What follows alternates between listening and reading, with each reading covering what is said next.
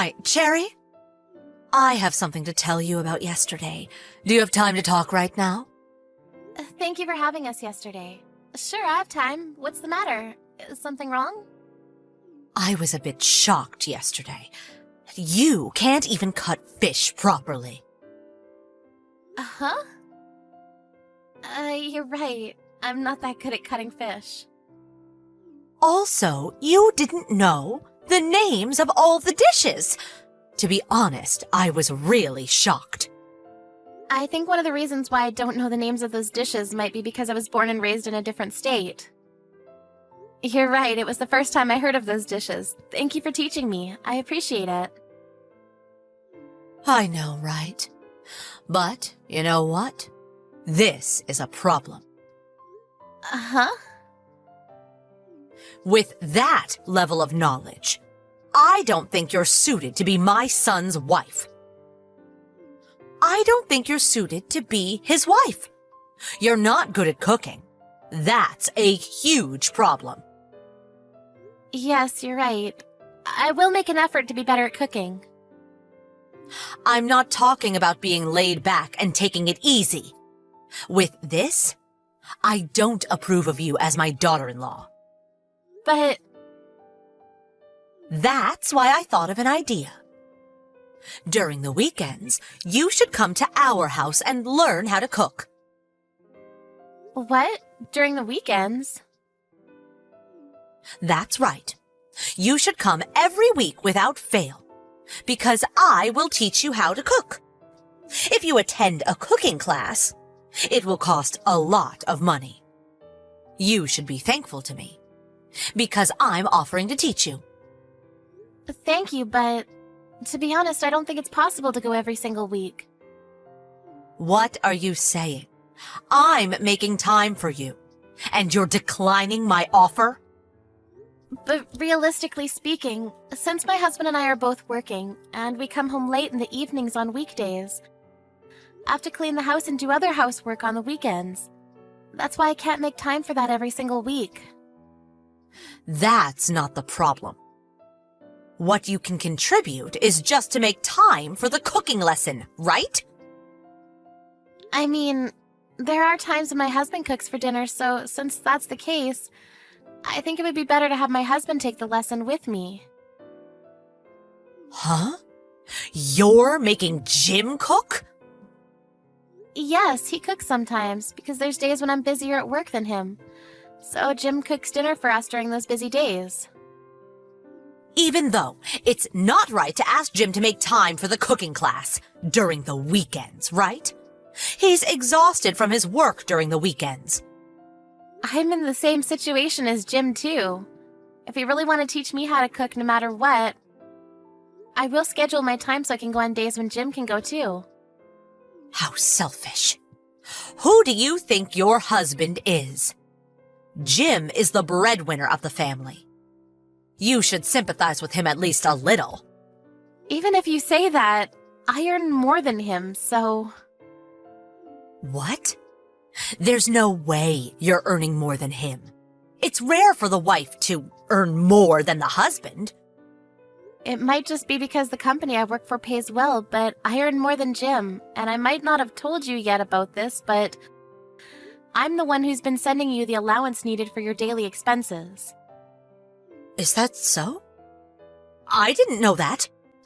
You didn't know that too? With that said, I really don't think that I should be the only one who needs to learn to cook. Of course, I'm thankful for you offering to teach me how to cook, and I am aware that I'm not good at cooking, so I would appreciate it if you can teach me how to cook when I have the time, but it's impossible for me to do every single week. You're making fun of Jim, aren't you? Huh? I never said such a thing. Why do you think that? You mentioned that you earn more than Jim. All I hear from that statement is that you're making fun of him. You should quit this instant. Huh? Quit? Please stop saying such nonsense. If you don't quit your job, you can't have a child, right? That's not really the problem. Jim and I are saving money, so we're thinking that it might not be the right time yet to have kids. It doesn't seem that way to me, though. I'll call your workplace. What? What are you saying? I will tell them that. As a wife, you don't know how to cook, so I can't let you keep on working. Hey, please wait for a second. You don't know the telephone number of the company I work for, right? I know the number, because I received it as an emergency number. I'll go call them right away. Even if you do that, there's no point in doing it. It will only be a nuisance to the company, so could you please stop? I won't stop. It's a punishment for being stubborn with your mother-in-law. You should suffer. You should reflect a little. I don't understand what you're saying, but didn't I just say that I can't go every single week? Shut up. You're making fun of Jim and me. I won't forgive you for that. I will make you pay for this. If you do that, you're going to be the one who'll be in trouble, you know. I already called them. I also told them about all the bad things you said about us. Because of that, you will have a hard time at the office, right? You should hurry and quit your job.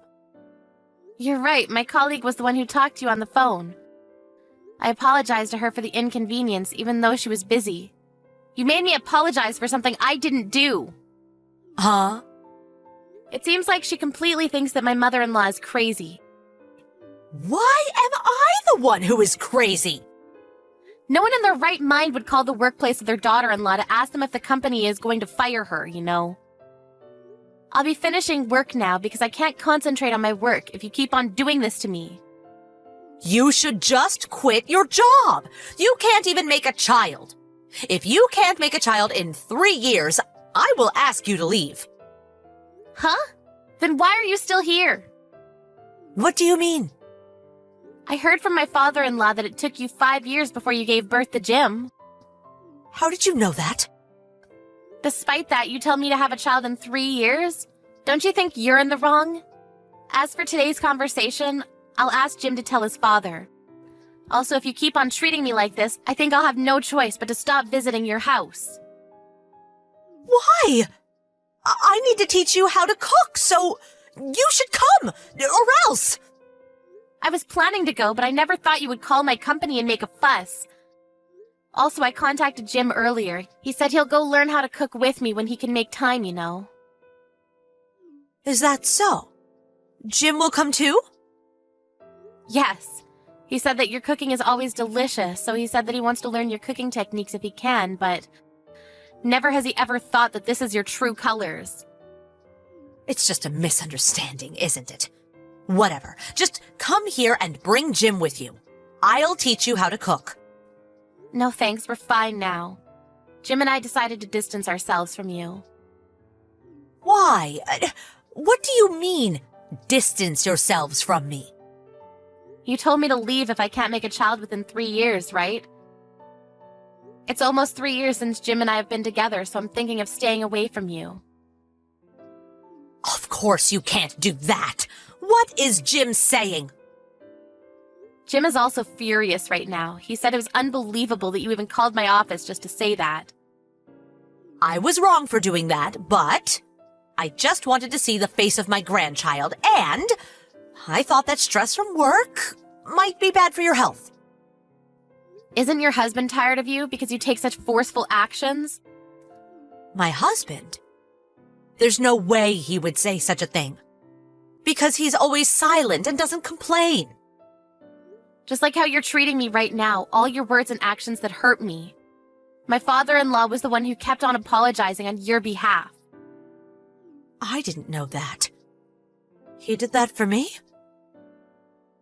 I think it's more like he's doing it for his family, though. Where is my husband? He's not in our room. Did you take him somewhere? The 3 of us decided to eat out tonight. He'll probably be able to relax a little since the noisy one's not around. Well, what about me? Take me with you! How about you just stay at home and cook those dishes that you've been bragging so much about? After that, Victoria tried calling Sherry and Jim, and of course her husband, but no one answered her calls. So she ended up eating supper all by herself. When her husband arrived home later in the evening, He pretended to not see Victoria and ignored her. So Victoria finally apologized. She was told that he won't listen to her if she doesn't apologize to Cherry, so even though Victoria doesn't want to apologize, she decided to go and apologize to Cherry. Apparently, she's thinking of cooking her signature dish that she's very proud of to bring with her to Cherry and Jim's house to apologize to them. Ria, I have something important to discuss with you. What is it? It's important. What time are you coming home tonight?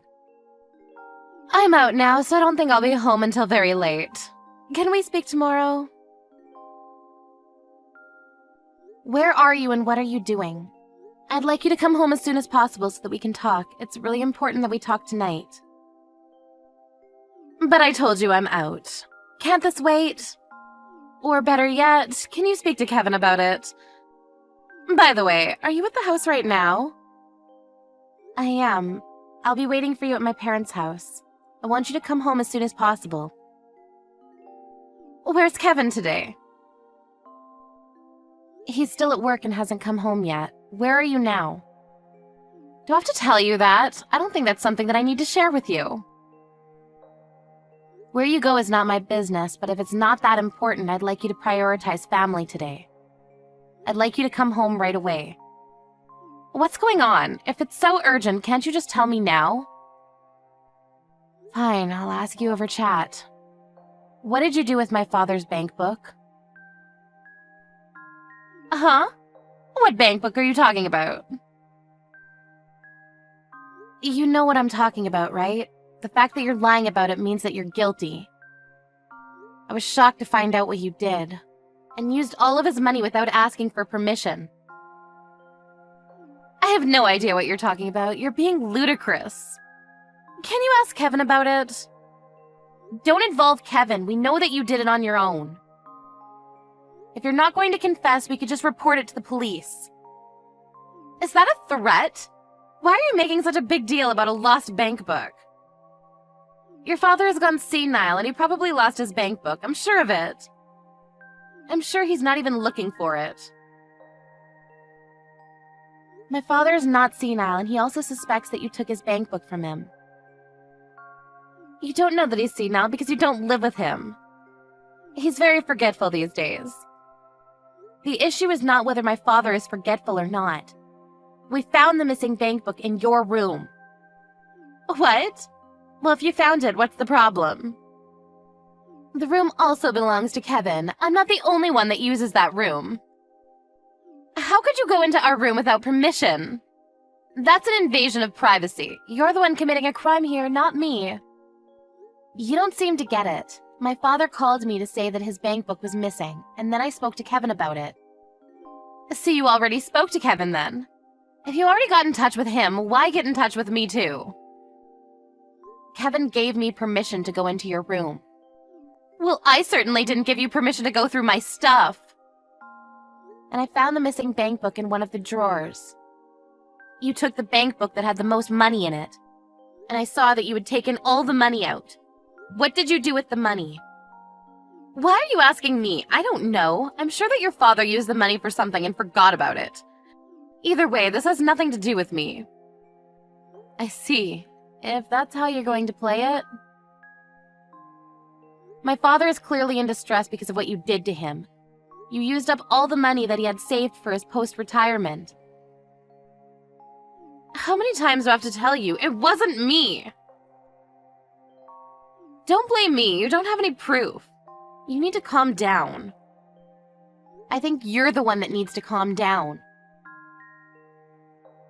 The way you write your chats isn't a style that is used by most people in their 30s. You need to grow up a little. My friends tell me that I sound young for my age. I'm sure that they're complimenting me.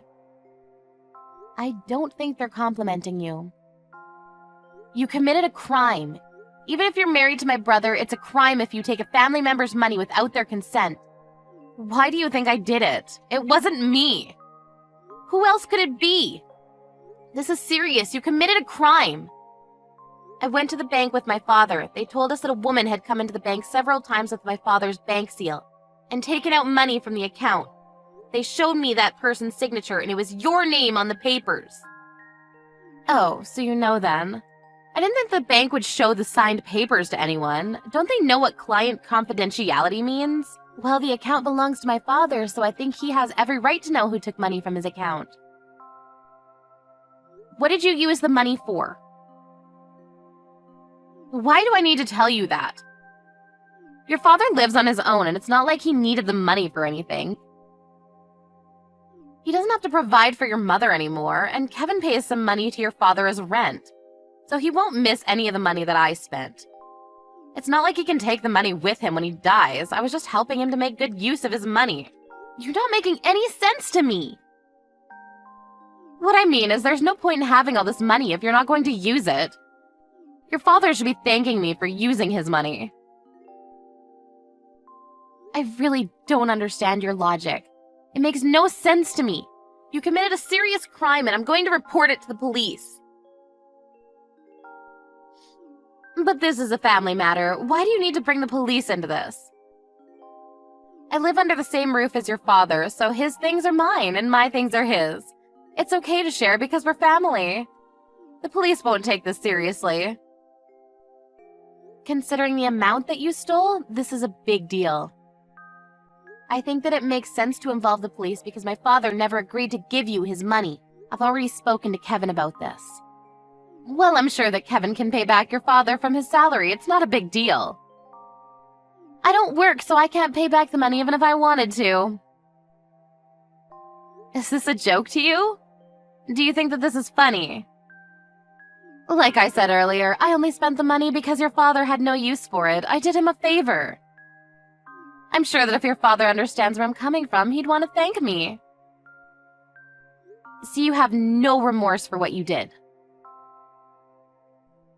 You stole money and you have the nerve to say that you did something good? You're unbelievable, you know that? You're not listening to me.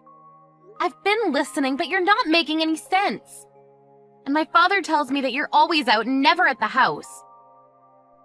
If you don't work, what do you do all day? That's not something that I need to share with you. You don't help with the chores at all, so my father's been taking care of the house on his own. You don't even cook for my father or Kevin. They eat takeout every night. Do you even care about their health? Do I have to prepare the meals by myself? I buy their dinner and leave it on the table so they can eat it when they like. What's the problem here? I had no idea that you and your father were saying mean things about me behind my back. I'm very hurt. I know that you're at the casino right now. What? I know that you have a gambling addiction.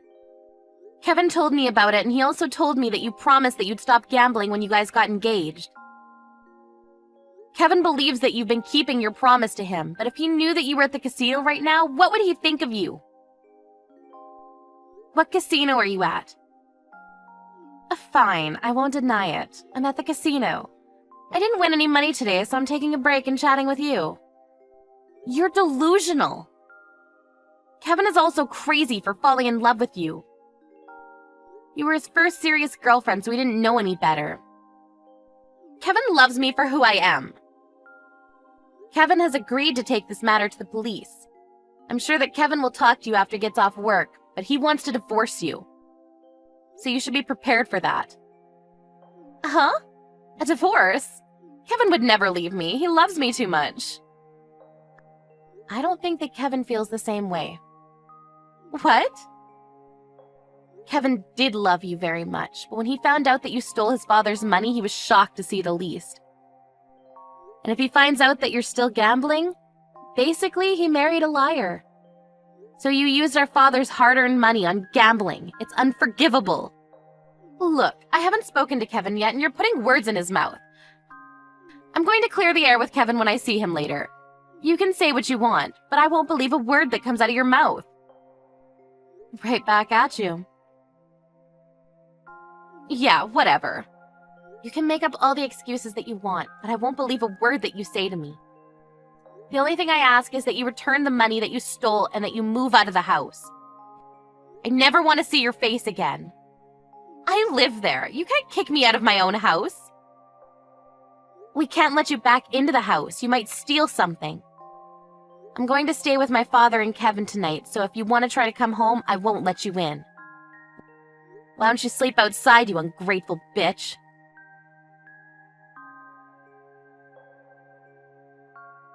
Rhea came home from the casino, but her sister-in-law Ariel wouldn't let her into the house. She was taken to the police station after Ariel called the police on her. Kevin apologized to his father for what his wife had done. After a family discussion, Kevin decided to divorce Rhea and report the stealing of his father's money to the police. Rhea didn't have a place to live, a job, or any savings, so she was desperate to get Kevin to forgive her and take her back. But Kevin no longer wanted anything to do with her and shut her out completely.